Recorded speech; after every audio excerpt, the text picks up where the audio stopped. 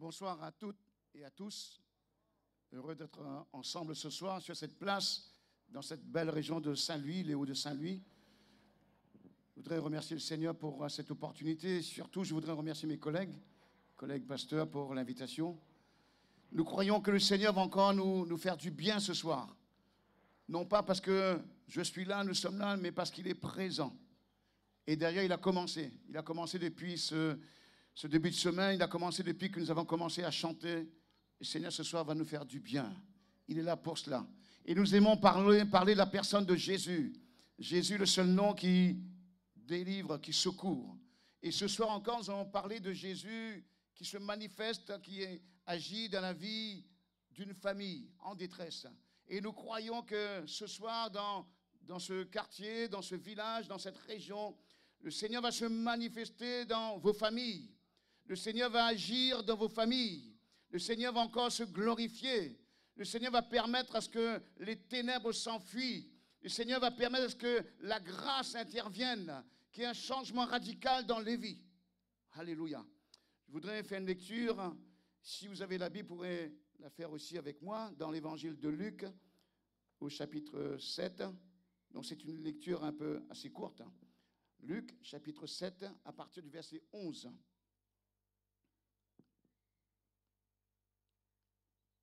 Voilà, pour ceux qui suivent, je fais la lecture. Le jour suivant, Jésus alla dans une ville appelée Naïn. Ses disciples et une grande foule faisaient route avec lui. Lorsqu'il fut près de la porte de la ville, voici, emporté en terre un mort, fils unique de sa mère, qui était veuve. Et il y avait avec elle beaucoup de gens de la ville. Le Seigneur, l'ayant vue, fut ému de compassion pour elle et lui dit: ne pleure pas. Il s'approcha, il toucha le cercueil. Ceux qui le portaient s'arrêtèrent. Il dit: jeune homme, je te le dis, lève-toi. Et le mort s'assit et se mit à parler. Jésus le rendit à sa mère. Tous furent saisis de crainte et il glorifiait Dieu, disant: un grand prophète apparut parmi nous et Dieu a visité son peuple. Cette parole sur Jésus se répandit dans toute la Judée et dans tout le pays d'alentour. Jean fut informé de toutes ces choses par ses disciples. Amen. N'est-ce pas un passage merveilleux, extraordinaire et même troublant? Troublant parce que nous voyons Jésus interpeller un mort. Nous voyons Jésus intervenir, se manifester afin qu'un mort revienne à la vie. Quelque chose de troublant, quelque chose qui vient déranger nos habitudes, qui vient déranger notre façon de comprendre, notre façon de voir. Mais ici, nous avons affaire à un grand Dieu. Ici, nous avons affaire au Dieu créateur, celui qui a créé le ciel et la terre. Ici, nous avons affaire à celui qui nous a créés à son image. Ici, nous avons affaire à ce Dieu qui détient toute puissance, à ce Dieu qui n'a pas changé, à celui qui ce soir vient agir dans ta vie. Nous avons affaire à un Dieu qui est fidèle. Nous avons affaire à un Dieu qui tout plie devant sa parole. Tout plie. Rien ne peut le résister. Rien ne résiste à Dieu. Jésus se manifeste à nous. Il est Dieu. La mort. Une autre personne vient de mourir. Encore une autre. C'est notre monde. Chaque 2 secondes, une personne meurt sur la terre. Chaque 2 secondes, plus de 160 000 morts par jour, disent les statistiques. Vous voyez? Pourquoi? La Bible est claire, la Bible est catégorique, la Bible est là pour donner une réponse. Non pas n'importe quelle réponse, une réponse qui viendrait du cœur d'un homme. Non, il ne s'agit pas de l'homme ici. Il s'agit de Dieu qui agit dans la vie d'un homme pour le sauver. Mais la réponse vient de Dieu. Dieu détient la réponse, il détient la solution. Et Jésus donne la solution. Jésus nous dit que la mort règne dans la vie de l'homme à cause du péché. Le péché est entré dans le monde. Et par le péché, la mort. Et la mort a passé sur tous les hommes. Parce que tous ont péché, nous dit l'apôtre Paul. S'il n'y avait pas de péché, il n'y aurait pas eu de mort, pas de deuil, pas de larmes. Par toutes ces détresses infinies causées par la mort. Oui, s'il n'y avait pas le péché. Malheureusement, à cause du péché d'Adam et Ève, notre monde est assujetti à la mort, à la puissance de la mort. Et le chemin de toute la terre, c'est la mort. Nous ne pouvons pas passer outre la mort. Mais ce soir, il y a un message bien plus grand que la mort. Le message de Jésus, l'évangile. Mais le péché est là. Et c'est pourquoi ce monde est souvent appelé une vallée de larmes. Une vallée de larmes. Et nous en savons quelque chose. La vie sur cette terre connaît là toutes sortes d'épreuves, de problèmes, de difficultés. Et Jésus vient, il se présente à nous, il se révèle à nous avec la solution. Il se présente à nous comme étant la solution face à une telle détresse, face à de telles souffrances, face à un tel cataclysme. Il est la réponse face à cela. Notre consolation, c'est que Dieu a le remède au péché et à la mort. Le texte de l'Évangile, le texte de Luc que nous venons de lire, nous révèle ce remède.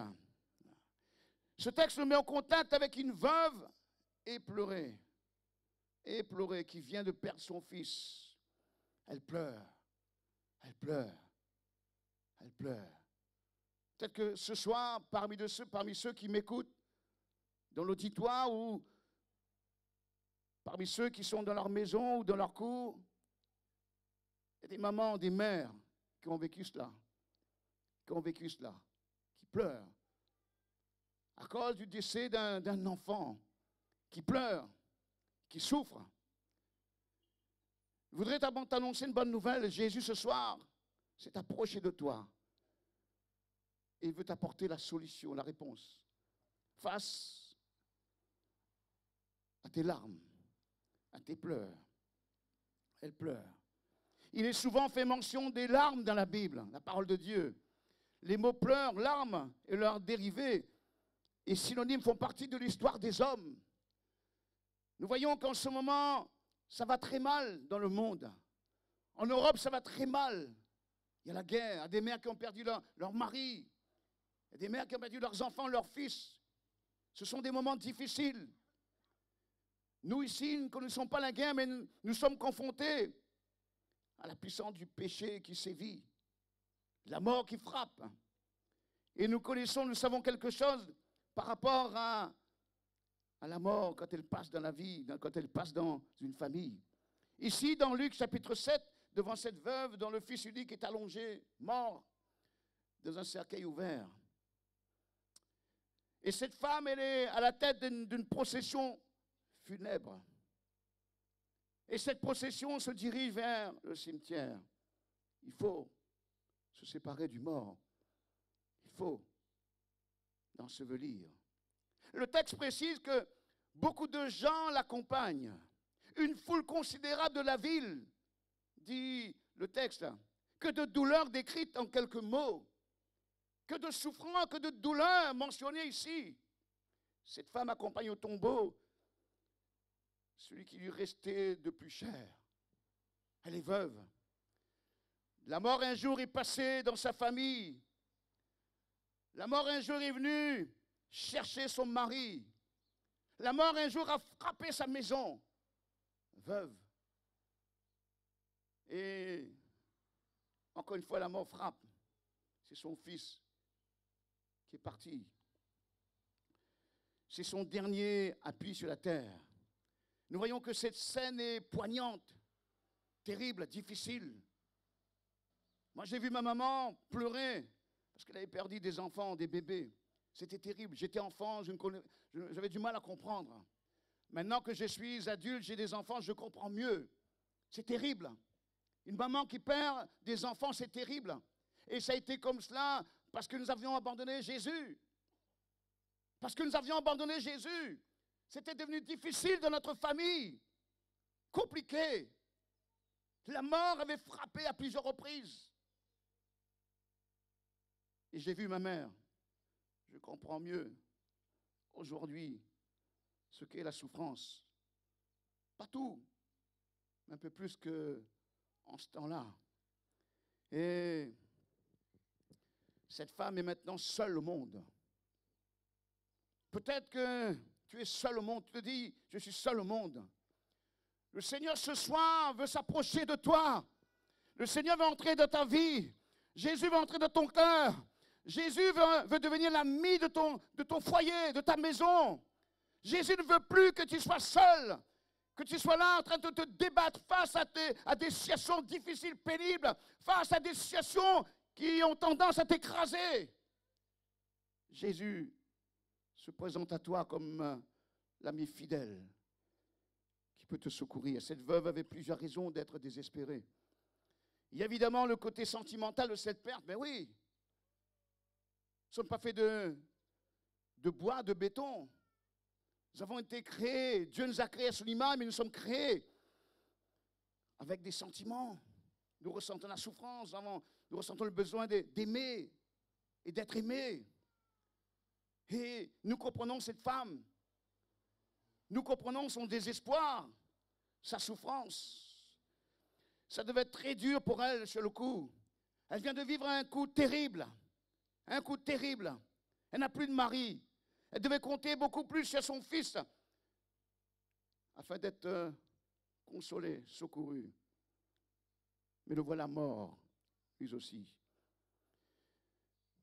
On imagine ses larmes abondantes.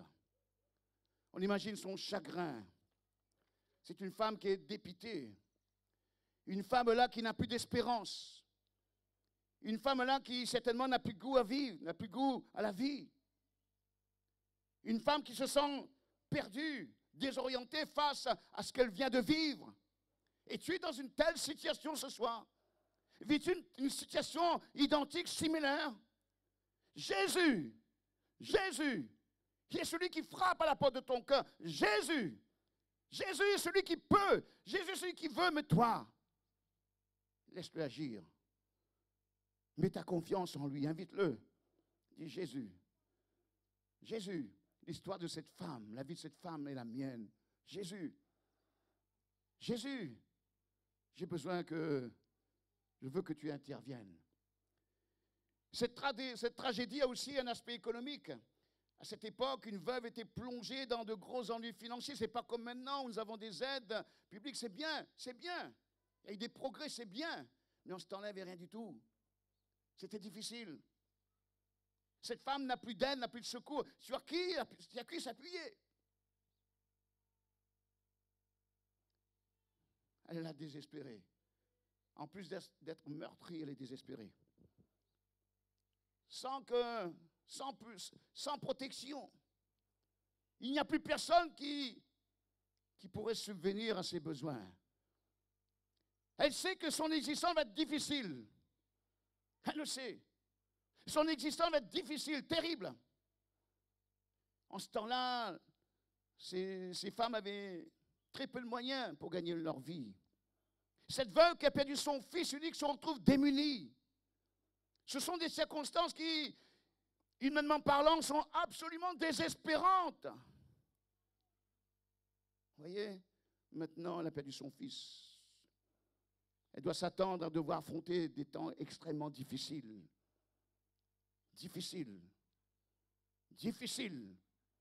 Connais-tu des temps difficiles ce soir? Jésus est là pour intervenir dans ta vie. Jésus veut changer le mal en bien. Il est celui qui change le mal en bien. Aucun homme n'a un tel pouvoir. Aucun homme ne peut agir de cette manière. Celui qui est descendu du ciel, il est Dieu. Celui qui est descendu du ciel, il est notre Créateur. Il est le seul qui est en mesure d'agir pour nous parce que nous sommes sa créature. Jésus est en mesure d'agir en notre faveur. Cette veuve marche à pas pesants, accompagnée de la foule, avec ses rêves brisés et ses plans envolés. Cela dépeint bien ce monde déchu qu'on aime tant. Ce monde sans Dieu. Ce monde qui a dit, crucifie-le. Ce monde qui a rejeté Jésus. Ce monde qui a dit, nous ne voulons pas qu'il règne sur nous. Nous ne voulons pas qu'il règne sur nous. Nous ne voulons pas d'un tel Dieu. Cependant, Jésus, lui, il s'approche de nous. Lui, il nous aime. Que nous voulions pas, Jésus nous aime. Nous sommes tous sortis de Dieu. Jésus est Dieu, il est le Seigneur. Jésus est le Seigneur. Amen. Les gens qui bénéficient des miracles de Jésus dans les évangiles reflètent la triste condition de l'humanité dans ce monde. Justement, Jésus a quitté le ciel afin de venir nous secourir. Oui, c'est un monde difficile. C'est un monde compliqué. Un monde dirigé par le prince des ténèbres, le diable, Satan, qui a pour but de conduire tous les hommes en enfer. Mais le Fils de Dieu est venu pour nous sauver. Le Fils de Dieu est venu pour nous arracher de l'enfer, de la condamnation. Le Fils de Dieu est venu nous entrer dans le royaume de Dieu. Il est là pour t'aider ce soir, Jésus. Quel personnage extraordinaire, Jésus. Il est merveilleux, Jésus. À cause de la mort qui nous attend et qui marque toutes nos œuvres du sceau de la futilité.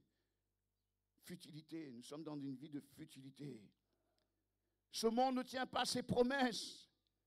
Et ce monde a du mal à vivre la hauteur de ses prétentions. Peu importe sur quoi tu as fondé tes espoirs ici-bas. Tout aboutit à la tombe. Le chemin de cette terre, c'est la mort. Qu'est-ce qui remplit tes rêves ce soir? Mon ami, qu'est-ce qui remplit tes rêves? Qu'est-ce qui remplit vos rêves? Qu'est-ce qui remplit nos rêves ce soir? Est-ce l'amour romantique? Il vous trahira. Est-ce l'argent ou le succès? Ni l'un ni l'autre ne peut vous accompagner là où il le faut. Est-ce votre aspect extérieur ou votre forme physique? La Bible dit que toute chair est comme l'herbe et tout son éclat comme la fleur des champs. L'herbe sèche et la fleur se fane. Voilà. Sans Jésus, nous sommes rien. Notre monde est frappé de mort sous le coup de la malédiction de Dieu. Sous le coup de la malédiction que Dieu a prononcée sur le péché et la rébellion. Si notre monde est dans de tels problèmes, dans une situation aussi difficile, c'est à cause du péché. Le péché nous sépare de Dieu. Le péché nous empêche de voir la gloire de Dieu. Le péché empêche Dieu d'agir, d'intervenir. Mais Jésus, il donne sa vie.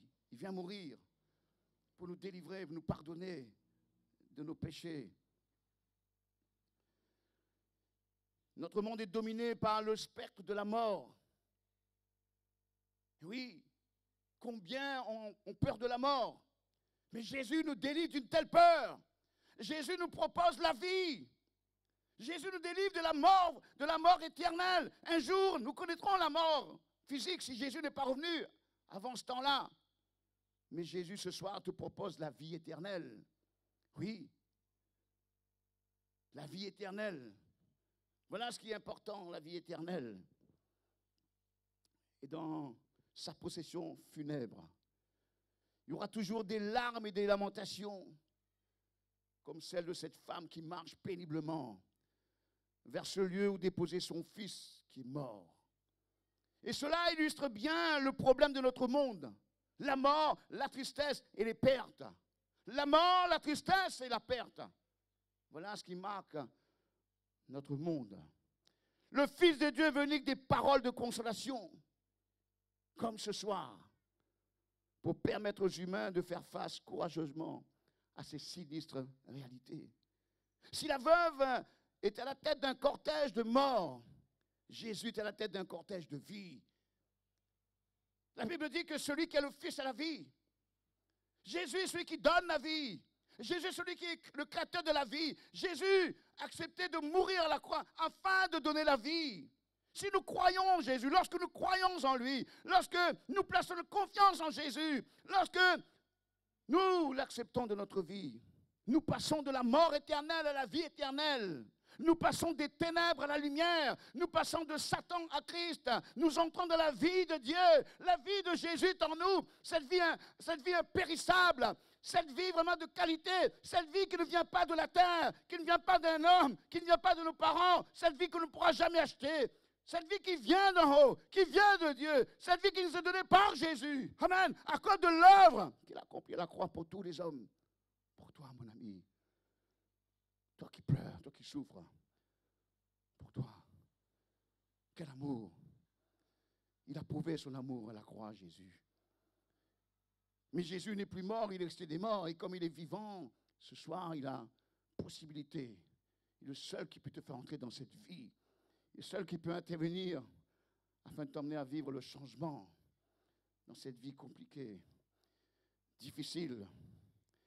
Jésus est le prince de la vie. Il est plus fort que le roi des épouvantes. Il est plus fort que la mort. Jésus est plus fort que la mort. Rien, personne n'est plus fort, n'est plus grand que Jésus. Il est le prince de la vie. Il est le roi de la vie. Il est le Dieu éternel. Il est le grand vainqueur. Personne n'est plus grand que lui. Et Paul dira quelque chose d'important, une parole que j'aime bien. Une parole que j'aime bien. Il dit que si Dieu est pour nous, si Jésus est pour toi, si tu acceptais Jésus, si tu crois en Jésus, qui pourra être contre toi? Qui? Qui? Jésus est celui qui t'appelle. Il t'appelle ce soir, Jésus. Il nous appelle ce soir. Et nous voyons qu'il y a un contraste entre ces deux cortèges. L'un ayant en sa tête le prince de la vie, et l'autre, cette mort impitoyable qui cause tant de douleur. Jésus seul peut apporter le remède là où nous savons que gémir, souffrir. Personne n'osait arrêter ce convoi funèbre. Au contraire, chacun se joignait à la foule des pleureurs derrière le cercueil dans lequel il y a ce jeune qui est mort. Venant dans la direction opposée, il y a Jésus-Christ, le Seigneur. Il y a Jésus-Christ, le Seigneur. Il y a le Sauveur. Il y a le Sauveur. Il a avec une foule qui le suit, qui l'accompagne. Luc l'appelle le Seigneur. Il est à la tête du cortège de la vie et de la lumière.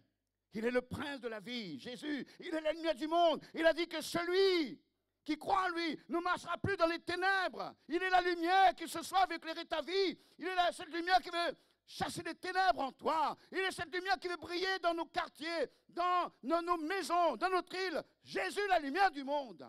Amen. Amen. Et c'est cela qui est merveilleux, glorieux avec Jésus. Et celui qui s'approche est plus fort que la mort. Il est plus fort que la mort. Lorsque Jésus est là, aucun cas n'est désespéré. Pour celui qui est le grand médecin.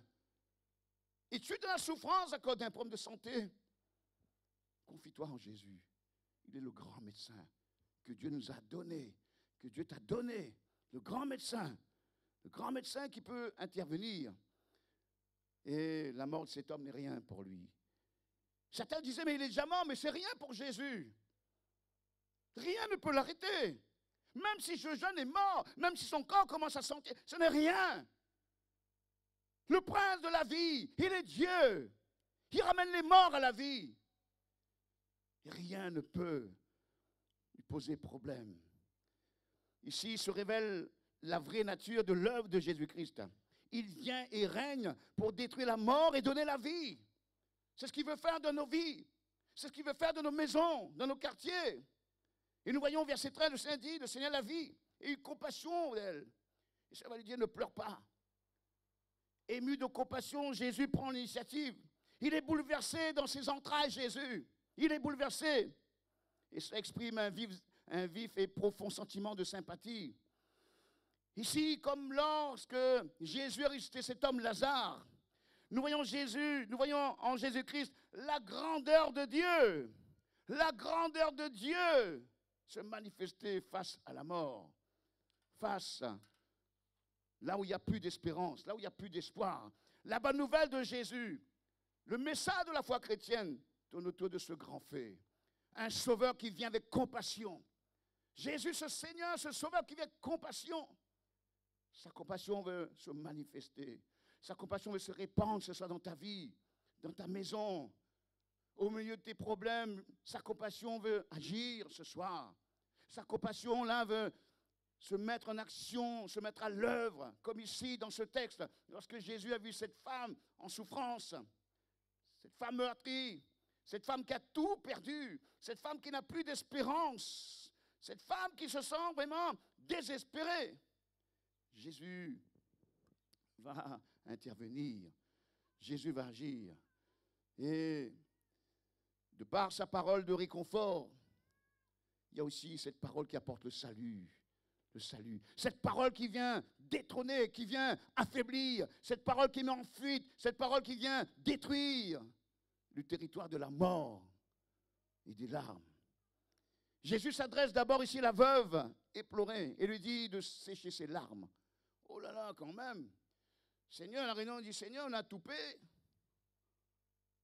Comment dire de telles paroles devant quelqu'un qui souffre? Comment agir de la sorte devant une femme qui a tout perdu? Celui qui parle est le Seigneur. Il sait ce qu'il dit. Il sait ce qu'il fait. Il sait ce qu'il dit. Il sait ce qu'il va faire pour toi. Il sait ce qu'il va faire pour ta vie. Il sait ce qu'il va manifester là, dans ta maison, dans ta famille. Comme il a fait pour cette famille. Il le sait. Parce qu'il est le Seigneur. Parce que son désir est de faire du bien à Jésus. Et c'est quand même étrange une telle parole.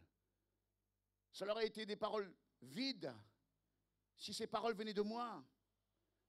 Voyez un peu? Et là, Jésus, quand il dit à cette femme ne pleure pas, Jésus va agir, va intervenir, il va enlever la cause de ses larmes. Toi qui pleures, Jésus veut intervenir là dans le cœur du problème. Jésus veut apporter la solution ce soir dans ta vie. Jésus veut faire sécher tes larmes tout en détruisant ce qui t'amène à souffrir, à pleurer, parce qu'il est le Seigneur. Crois-tu en cela? Crois-tu en cela? Tu dois croire en cela. Parce que Jésus n'est pas un homme. Jésus est Dieu. Il s'approche du cercueil. Il va toucher, il va le toucher. Ceux qui l'ont porté vont s'arrêter. Mais qu'est-ce qu'il fait? Oh maître, qu'est-ce qu'il fait? Ils ont dû interpeller les disciples. Mais qu'est-ce que fait votre maître? Parce qu'un juif n'a pas le droit d'avoir contact avec un mort. Mais qu'est-ce qu'il fait, votre maître? Et là, Jésus arrête le convoi. Jésus maintenant va parler aux morts. Jeune homme, je te le dis, lève-toi. Jeune homme, je te le dis, lève-toi. Mort, je te dis, lève-toi. Puissant de la mort, quitte ce corps inanimé. Va-t'en. C'est le prince de la vie qui parle. Que fait Jésus? Il parle à un mort. Il s'adresse à un cadavre. Quelle assurance et quelle majesté dans ces mots. Ce n'est pas un homme qui parle, c'est le Seigneur, c'est le maître de l'univers, le créateur de toutes choses. Je te le dis, lève-toi. Jésus adresse la parole à un mort. Et la mort va obéir. La mort va obéir. Le mal va obéir. Le mal va obéir. Les paroles de Jésus vont transpercer l'être du cadavre de fond en comble. Et ce soir, la parole de Jésus va agir dans ta vie de fond en comble, avec puissance et gloire, pour te libérer, pour t'amener à vivre une vie glorieuse, une vie digne de ce nom-là. La parole puissante de Jésus, la parole agissante de Jésus, la parole permanente de Jésus, la parole réelle de Jésus. Cette parole va agir ce soir. Crois-tu en cela? Mets ta confiance en lui. Mets ta confiance dans le Seigneur Jésus. Il est extraordinaire. Il est glorieux. Lève-toi. Et le mort obéit. Certains ont pu dire, il fait quelque chose d'inutile, il parle aux morts. Ah, c'est quelque chose de nouveau. Ici, c'est le Seigneur qui parle. C'est un miracle. C'est un miracle. Le fait que le mort se mette à parler est la preuve irréfutable de son retour à la vie. Le miracle. Le miracle ne vient que de Dieu. Le miracle ne vient que du ciel. Jésus, le Dieu du miracle. Ce soir, si tu mets ta confiance en Jésus, tu vivras le miracle dont tu attends. Le miracle dont tu as besoin. Le miracle utile pour toi. Le miracle important pour ton foyer, pour ta vie. Qu'est-ce que ce jeune a dit? Nous ne savons pas. Nous savons qu'il a parlé. Il s'est levé. Oui, peut-être qu'il y a une situation difficile, comme mort dans ta vie. Une situation difficile comme mort dans ton foyer, dans ta famille qui pose problème. Celui qui a tout pouvoir, il a aussi tout pouvoir dans le ciel, sur la terre et sous la terre. Il veut agir. Mais toujours avec ton accord.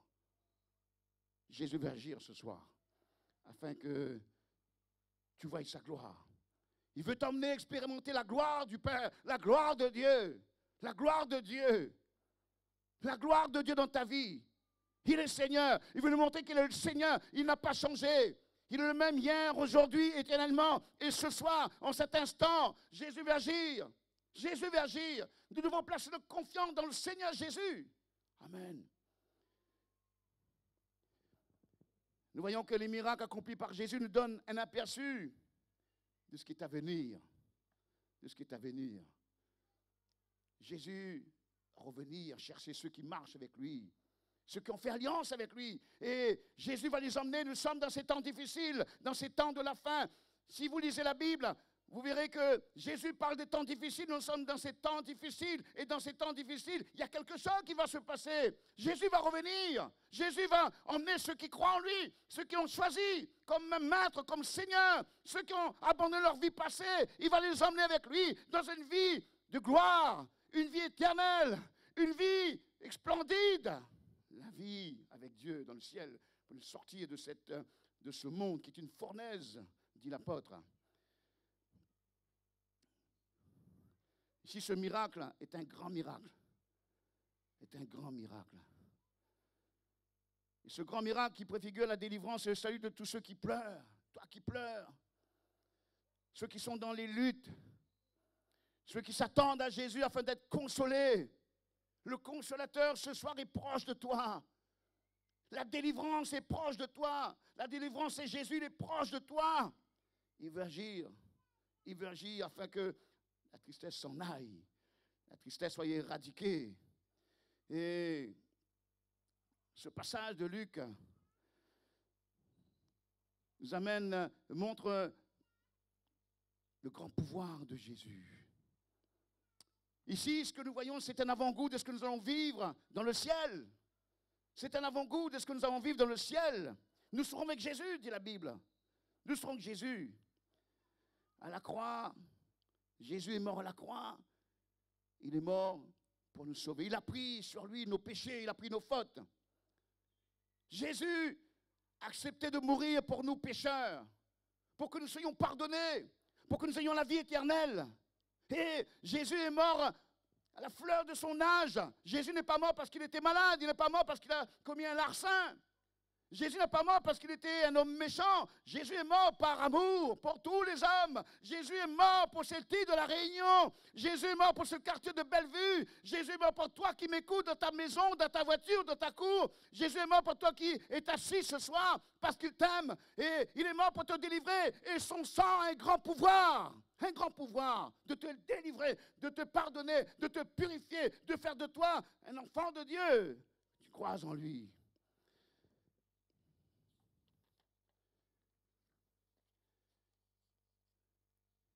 Le Christ a réduit à l'impuissance la mort et a mis en lumière la vie, nous dit l'apôtre Paul. Le Nouveau Testament le proclame avec joie. Le proclame avec joie. C'est une autre vie, une vie de qualité. Ces gens, lorsqu'ils ont vu Jésus agir, ils vont dire, un grand prophète s'est levé parmi nous. Et Dieu a visité son peuple. Probablement que ces gens font un rapprochement entre les prophètes qu'ils ont connus, les prophètes de l'Ancien Testament, Élie, Élisée. Mais ces hommes sont morts, mais celui qui est devant eux est le Dieu éternel. Élie, Élisée, ces prophètes, ils ont agi sous la puissance de Dieu. Mais celui qui agit ici, Jésus, il est Dieu. Il est Dieu. Et c'est lui qui va agir. Et c'est lui qui va agir. Ces prophètes-là, ils ont invoqué Dieu afin d'accomplir les miracles, mais Jésus, il est Dieu. C'est Dieu qui agit. C'est lui qui va agir dans ta vie ce soir. C'est lui qui va intervenir. C'est lui qui va se manifester dans ta vie ce soir. Il est Dieu. Il est Dieu. Et il est bon que ce soir, nous puissions mettre notre confiance en lui.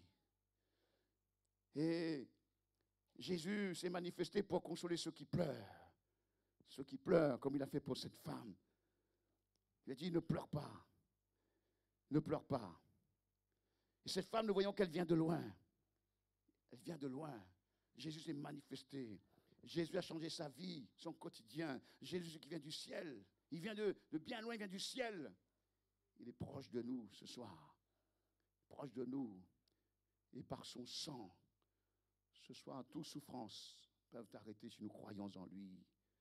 Oui. Comment veut s'opérer l'œuvre du salut? Jésus s'adresse à l'être humain, mort dans ses péchés. L'homme sans Dieu est mort dans ses péchés. Quoique en bonne santé, riche, intelligent, il est mort.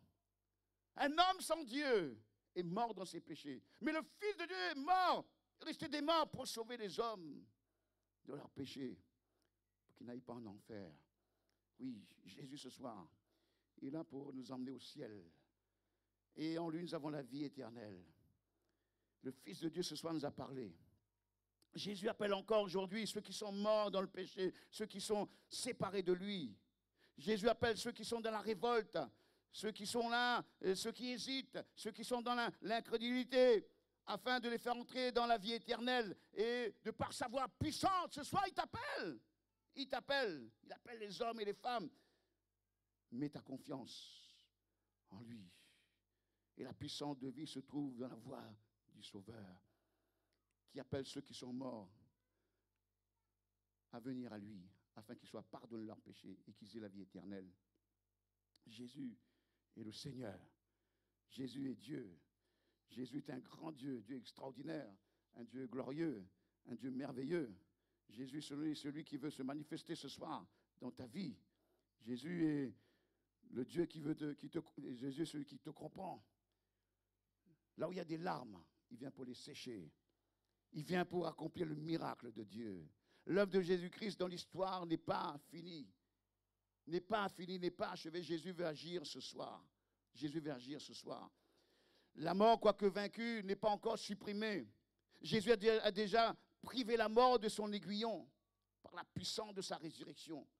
Comme il est resté des morts, il a pouvoir pour agir ce soir. Et un livre de la Bible dit, la mort fut jetée dans les temps du feu. La mort, c'est le dernier ennemi que Dieu va détruire. Mais en Jésus, lorsque nous croyons, lorsque nous recevons Jésus dans notre vie, s'il nous arrive de mourir avant son retour, le jour de la résurrection, il nous sortira de la mort. Il nous sortira de la terre. Si notre corps est poussé à cendre, il nous sortira, il nous ressuscitera, et nous paraîtrons devant lui, nous vivrons avec lui, nous régnerons avec lui. Jésus est mort pour que nous puissions régner avec lui. Il est mort pour nous entrer dans son royaume, Jésus. Même si nous sommes morts à son retour, il est au son de sa voix. Les morts qui ont cru en lui ressusciteront et nous vivrons avec lui, nous régnerons avec lui. Plus de pleurs, plus de larmes, plus de souffrances, plus de maladies, plus cette injustice que nous connaissons sur terre. Jésus nous destine à une vie merveilleuse, une vie glorieuse, la vie éternelle dans le ciel avec lui. Et c'est ce soir que nous devons décider. C'est ce soir que tout doit changer dans notre vie. Et là, tous furent saisis de crainte. Et glorifier Dieu, disait, un grand prophète s'est levé parmi nous. Et Dieu a visité son peuple. Et Dieu ce soir veut visiter ce quartier, comme il a fait depuis le début de cette semaine. Dieu veut visiter ce quartier. Dieu veut visiter ta maison. Dieu veut visiter ta famille, ta vie. Il veut te visiter dans la personne de Jésus. Mais accepte-le. Crois en lui ce soir. Un grand prophète, disaient ces gens-là. Mais il y a bien plus qu'un prophète. Jésus est le Seigneur. Jésus est Dieu. Il est ce Dieu qui nous cherche, ce Dieu qui nous appelle, bien plus qu'un prophète. Et ce soir, il nous montre que nous sommes importants, que nous avons de la valeur pour lui, que nous comptons pour lui. Tu comptes pour lui, tu as de la valeur pour lui, tu es précieux. C'est pour ça qu'il est mort à la croix pour toi, parce que tu comptes, parce que tu as de la valeur, parce que tu as été créé par lui, à son image, par amour, pour régner avec lui. Jésus est mort pour te délivrer de la puissance du péché, pour te sortir de cette séparation, te sortir de ce désert, de cette solitude, pour t'emmener dans le règne, son règne glorieux. Jésus t'appelle ce soir.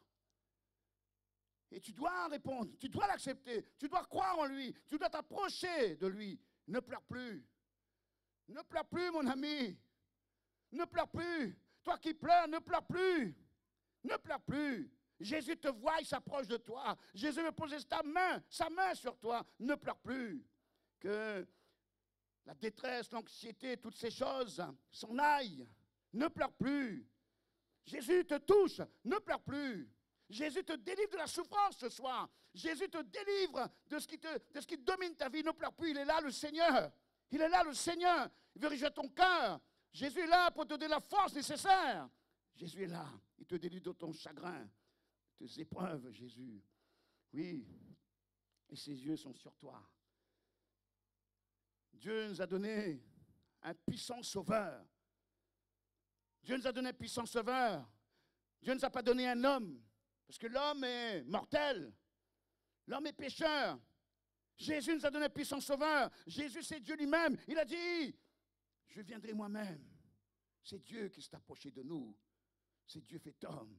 Dieu qui a pris la forme d'un homme. Il s'est approché de nous. Il s'approche de toi ce soir. Jésus, comme il s'est approché là de cette foule, de cette femme qui conduisait son fils au cimetière.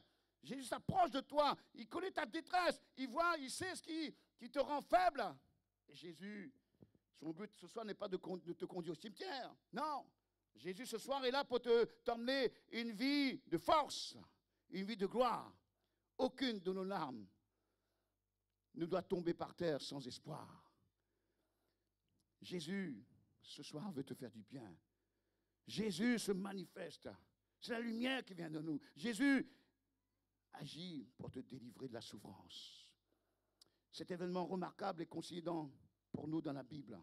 Ce texte que nous avons lu. Pour que nous apprenions à connaître le Seigneur Jésus. Et que nous puissions nous confier en lui. Nous puissions croire que Jésus est celui qui veut changer notre vie. Jésus veut fortifier notre foi. Jésus veut nous approcher de nous chaque fois que nous l'invoquons. Le cœur du Fils de Dieu est toujours aussi compatissant comme il a été en ce temps-là pour cette femme. Jésus veut être aussi compatissant comme il était lorsqu'il était sur terre pour toi ce soir. Il veut manifester sa sympathie pour ceux qui souffrent, pour ceux qui sont là meurtris, ceux qui passent par des temps difficiles. C'est un véritable bonheur de vivre en lui, de vivre pour lui. Jésus, le Fils de Dieu, celui qui s'est offert à la croix, rançon pour tous. Mais il est vivant, il est resté des morts. Et ce soir, il veut te faire du bien. Il t'appelle pour le salut. Il t'appelle pour te sauver. Il t'appelle afin que tu règnes avec lui et pour lui. Jésus, ce soir, il a prévu de te faire du bien. Je voudrais que nous puissions nous courber devant la présence du Seigneur. Je voudrais que nous puissions baisser notre tête, fermer nos yeux. Nous allons bénir le Seigneur pour sa parole. Nous allons rendre grâce à Dieu pour la présence de Jésus. Après cela, je ferai un appel. Seigneur, merci. Merci parce que ce soir, nous voyons réellement qu'il y a de l'espérance en toi. Nous vivons des situations difficiles, pénibles, désespérantes, accablantes, Seigneur. Mais en toi, nous avons vraiment le secours dont nous avons besoin, Seigneur. Il a fallu que tu quittes le ciel, que tu viennes mourir sur la croix, Seigneur, et que tu verses ton sang pour délivrer les hommes de leur péché, de la mort. Mais pour que nous puissions bénéficier de cela, Seigneur, du pardon de nos péchés, pour que nous puissions vraiment changer, devenir une nouvelle créature, un homme nouveau. Tu nous appelles à croire en toi, à te faire confiance, Seigneur. Et nous voici devant toi. Nous voyons que tes œuvres sont grandes, puissantes. Ce que tu as fait pour cette femme, ce que tu as fait pour cette foule, ce que tu as fait pour ce fils qui était mort. Seigneur, glorifie ton nom dans nos vies, remplies de faiblesses, remplies de problèmes. Seigneur, il y a peut-être des situations de mort de notre vie, Seigneur. Des choses qui sont là et qui n'ont pas bougé, qui nous font souffrir. Donne gloire à ton nom, interviens, Seigneur. Oui, notre Dieu, nous comptons sur toi. Tu vois, Seigneur va faire un appel, agis dans les cœurs. Manifeste-toi, interviens, au nom de Jésus. Alléluia.